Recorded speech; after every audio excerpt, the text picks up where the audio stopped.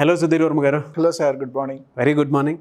ఎప్పటికప్పుడు మీరు ఫినాన్షియల్ ప్లానింగ్కి సంబంధించి చెప్తూనే ఉన్నారు అండ్ బిజినెస్ ఐడియాస్ చాలామందికి చెప్తున్నారు. ఇప్పుడున్న దానికైతే క్లాసెస్ త్రూ చాలామందికి మీ త్రూ మోటివేషన్ ఇచ్చి వాళ్ళ కంపెనీస్ ఏవైతే ఉన్నాయో దానికి సంబంధించినటువంటి అప్గ్రేడ్స్కి సంబంధించి ఏదైనా సరే ఈ టెక్నిక్ ఫాలో అయితే ఖచ్చితంగా వర్కౌట్ అవుతుంది. అండ్ దాంతోపాటు వాళ్ళని మీ దగ్గర తీసుకొచ్చి మరీ బిజినెస్ ప్రమోషన్స్ లెవెల్స్ కానివ్వండి, బ్రాండింగ్ వైజ్ కానివ్వండి చాలా చెప్పున్నారు.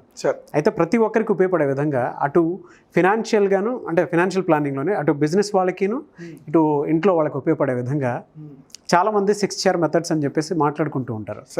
ఆ ప్రాసెస్ ఏంటి, దేనికి ఎంత ఇంపార్టెన్స్ ఇవ్వాలి, ఈ వీడియోలో డిస్కస్ చేద్దాము. తప్పకుండా సార్.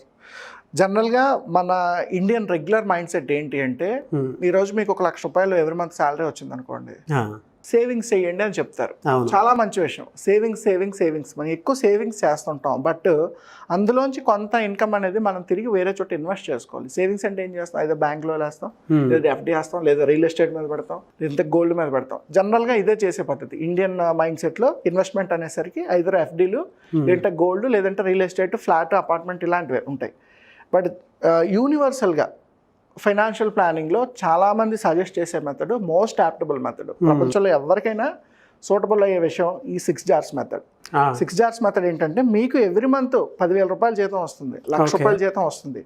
వచ్చిన జీతాన్ని డిఫరెంట్ పర్సంటేజ్లో దేనికి ఎక్కడ ఇన్వెస్ట్ చేయాలి అన్న క్లారిటీ కోసం ఈ 6 jars మెథడ్ని చాలామంది టాప్ కంపెనీ CEOs కానీ, ఈవెన్ ఒక మంత్లీ ఒక 20,000 శాలరీ వచ్చే పర్సన్ కూడా ఈ మెథడ్ని యూజ్ చేస్తున్నారు. మీరు కామన్గా ఈరోజు కొత్తగా గ్రాడ్యుయేషన్ పాస్ అయ్యి ఒక సాఫ్ట్వేర్ జాబ్కి వెళ్ళబోతున్న ఒక స్టూడెంట్ని అడిగారు అనుకోండి, 50,000 ఎవ్రీ మంత్ శాలరీ వస్తుంది కదా, ఒక 6 lakhs ప్యాకేజ్, దాన్ని ఎవ్రీ మంత్ ఎలా సేవ్ చేస్తారు అంటే చెప్పలేరు.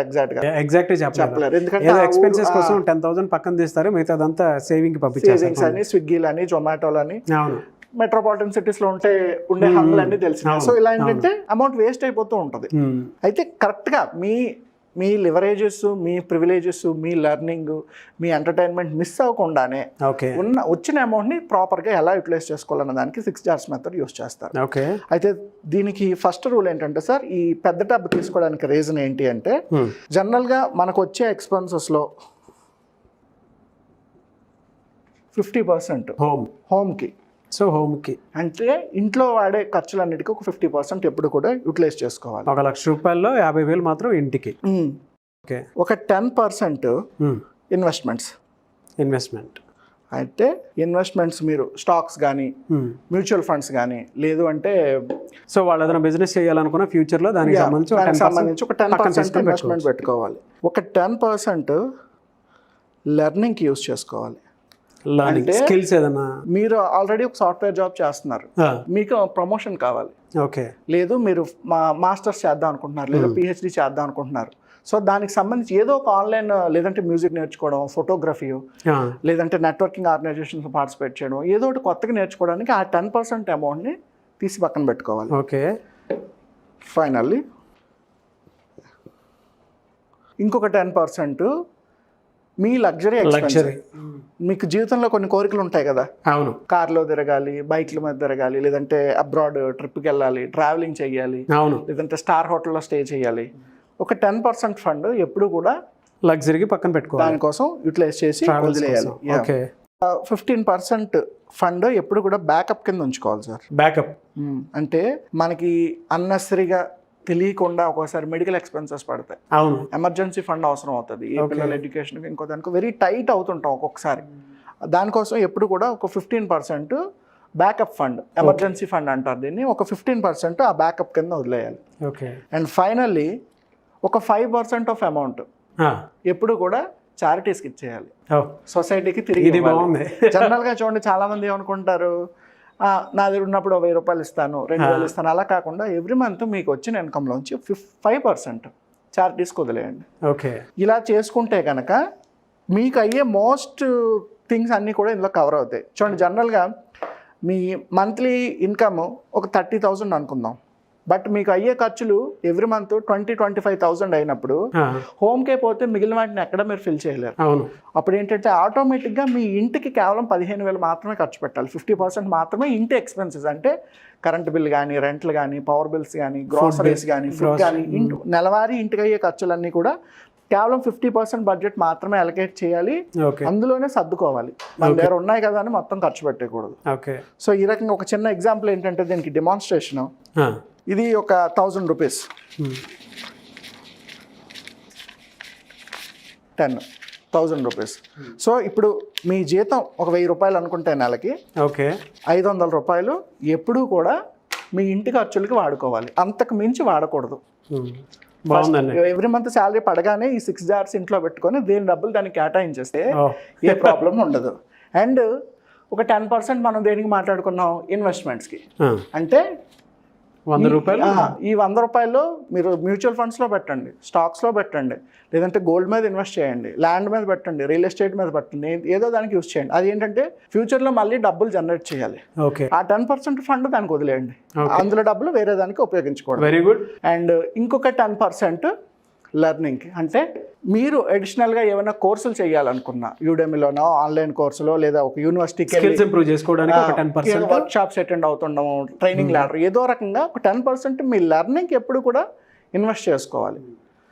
అండ్ ఫైనల్లీ ఇంకొక 10% మనం ఎవ్రీ మంత్ యూజ్ చేసే సినిమాలు, షికార్లు, రెస్టారెంట్స్, బెట్టింగ్లు, అవి ఇవి ఏదైనా సరే కేవలం 10% మాత్రమే ఉపయోగించుకోవాలి. మీ దగ్గర 50,000 ఉన్నాయి కదా అని చెప్పి 50,000 బెట్టింగ్స్లో పెట్టకూడదు, 50,000 రెస్టారెంట్లకి, పబ్బులకి, బార్లకి ఉపయోగించకూడదు. కేవలం అందులో 10% ఆఫ్ ఇన్కమ్ మాత్రమే మీ లీజర్ ఎక్స్పెన్సెస్ ఏవైతే లగ్జరీ ఉంటాయో వాటికి ఉపయోగించుకోవాలి. ఓకే ఒక 15% మనం ఇందాక చెప్పుకున్నట్టు మెడికల్ ఎక్స్పెన్సెస్, ఎమర్జెన్సీ ఫండ్. చాలా ఇంపార్టెంట్. ఏ రోజు ఎటువంటి అవసరం వస్తుందో తెలియదు, ఏ రోజు ఇన్సూరెన్స్లు ఎలా ఉంటాయో తెలియదు, క్లైమ్స్ ఎలా ఉంటాయో తెలియదు. అటువంటి ఆల్టర్నేటివ్ దానికోసం ఎవ్రీ మంత్ మీ శాలరీలోంచి ఒక 15% మాత్రం ఆ ఇన్కమ్కి వదిలేసుకుంటే సరిపోతుంది. And finally charities.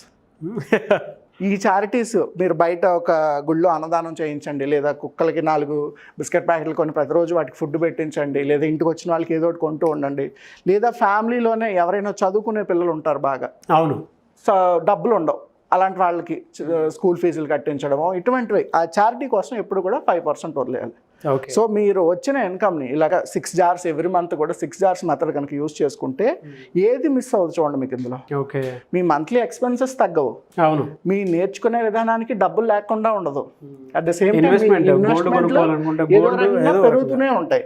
At the same time me luxuries కూడా మిస్ అవ్వట్లేదు. మనం ఏం కడుపు కట్టుకొని బతకమని చెప్పట్లేదు, దానికి కొంత బడ్జెట్ మాత్రమే పెట్టుకోవాలి. At the same time backup fund every month అవసరమైన దానికి, ఇది ప్రతి నెల అవసరం అవ్వదు కానీ తీసి అందులో పెట్టారు అనుకోండి, అవసరమైనప్పుడు అది పనికి వస్తుంది. At the same time 5% every month కూడా చారిటీస్కి ఉపయోగించాలి. ఈ మెథడ్ని ఎవరు ఫాలో అయినా సరే మీకు ఒక ఫైనాన్షియల్ డిసిప్లిన్ వస్తుంది, first step. Second thing, different alternative incomes generate అవుతుంది. ఇందాక మనం చేసినట్టు ఒక 70% హౌస్ ఎక్స్పెన్సెస్కి ఉపయోగించేసి ఒక 30% తీసుకెళ్లి బ్యాంక్లో FD చేసాం అనుకోండి, బ్యాంక్ ఇంట్రెస్ట్ ఎంత వస్తుంది ఎవ్రీ ఇయర్? చాలా తక్కువ, 6% హార్డ్లీ. బట్ అదే మీరు గోల్డ్లో పెడితే కనిపిస్తుంది, స్టాక్స్లో పెట్టినా కనిపించే అవకాశం ఉంటుంది, మ్యూచువల్ ఫండ్స్లో పెట్టినా కనిపించే అవకాశం ఉంటుంది. లేదు రియల్ ఎస్టేట్కి ఒక EMI కట్టండి, ఆ EMI ఆ 10% ఇన్వెస్ట్మెంట్ మాత్రమే దానికి అలొకేట్ చేసుకోండి. Very good idea. Land rate కూడా పెరుగుతుంది ఆటోమేటిక్గా. అట్ ద సేమ్ టైం ఇంకో 10%ని చాలా మంది ఏమంటారు, నా దగ్గర ఇప్పుడు టైం లేదు, చదవడానికి డబ్బులు లేవు, నాకు వచ్చిన ఖర్చులన్నీ వేరే దానికి వెళ్ళిపోతున్నాయి. మీరు లెర్నింగ్కి కనుక ఒక 10% సేవ్ చేసుకుంటే మీరు PhD చేయండి, MTech చేయండి, మాస్టర్స్ చేయండి, చిన్న చిన్న కోర్సులు చేయండి, వర్క్షాప్స్ అటెండ్ అవ్వండి, మీ ట్రైనింగ్ ల్యాడర్ని పెంచుకోండి, లేదా స్కిల్ సెట్ని పెంచుకోండి, దానికి ఆ 10% ఫండ్ ఉంటుంది. అండ్ లగ్జరీస్ ఏవి కూడా మనం మిస్ అవ్వాల్సిన అవసరం లేదు. మీరు దీనికి ఎక్కువ ఖర్చు పెడతారండి, అంటే దీనికి తక్కువ ఉంటుంది, దీనికి ఎక్కువ ఉంటుంది పెడతారు. అండ్ మెడికల్కి అసలు ఇంపార్టెన్స్ ఏం లేదు, బట్ అది 15% ఇచ్చారు. Happy for that. ఎందుకంటే కొంచెం తక్కువ ఇచ్చినా పర్లేదు ఎంటర్టైన్మెంట్కి, నాకు తెలిసి. చూడండి, ఏం లేదు, ఇవాళ మీ అకౌంట్ స్టేట్మెంట్ కనుక చూస్తే ఈ UPI డిజిటల్ ట్రాన్సాక్షన్స్ వచ్చిన తర్వాత ఇది ఎక్కువ అయిపోయింది బాగా. స్విగ్గీ కానీ, జొమాటో కానీ, ఊబర్ అని, ర్యాపిడ్ అని, ప్రతి దానికి కూడా లగ్జరీ ఎక్స్పెన్సెస్. ఈ మనీ ఇదే 5% ఇందులో యాడ్ చేసి స్కిల్స్ ఏమైనా ఇంప్రూవ్ చేసుకుంటే చాలా బెస్ట్. బట్ ఓకే, 10% కాబట్టి సో 50% ఎమర్జెన్సీ బ్యాకప్ ఫండ్ ఉంటుంది అండ్ 5% చారిటీ. ఈ 6 jars మెథడ్ ప్రతి ఇంట్లో పెట్టుకోగలిగితే మీకు ఫైనాన్షియల్ డిసిప్లిన్ అవసరం అవుతుంది. ఇప్పుడు ఇంటికి 50% అవసరం, అంతే పెట్టండి. ఆ 50 రూపాయల్లోనే బతకండి, ఎంత వస్తే అంత. కనబడిన ప్రతిదీ కొనాల్సిన అవసరం లేదు, ఏది అవసరం అది తీసుకోవాలి. దీనివల్ల ఏంటంటే పిల్లలకి ఆల్టర్నేటివ్ ఎడ్యుకేషన్ ఇవ్వడానికి ఇంకో దానికి కూడా ఫండ్స్ డిస్ట్రిబ్యూట్ అవుతాయి. లేదనుకోండి ప్రతి మంత్ సఫర్ అవ్వాల్సి వస్తుంది. అప్పులు లేకుండా జీవితాన్ని గడపాలంటే 6 chair మెథడ్ ఉంది కదా, దాన్ని ఫాలో అయితే సరిపోతుంది.